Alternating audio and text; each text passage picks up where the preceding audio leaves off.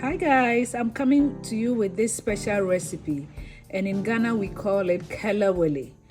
So on our tray we have about 4 plantains, and you can use as many as you want.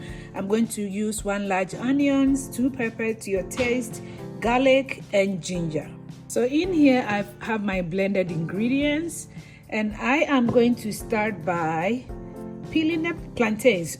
And I am going to divide it into 4, and I'll cut that into squares or cubes, whatever shapes you want that to be. Okay, the size will depend on how big or small you want it, so it's going to be totally up to you. Cut it into 4, cut them into squares. And by the way, this is something I grew up on. It's one of my children's favorite.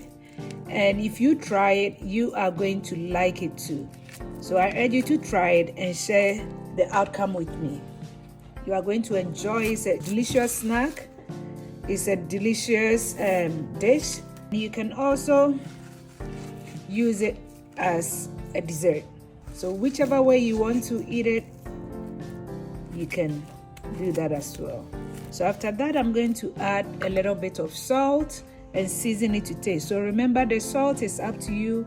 I don't eat too much salt, so I'm going to just sprinkle a little bit of salt just for the taste. So we just sprinkled a little bit of salt, and we are just going to add the mixture that we just made. I'm going to add about 2 tablespoons of that. So that is the ginger, pepper, onion and garlic. And I'm going to stir it again.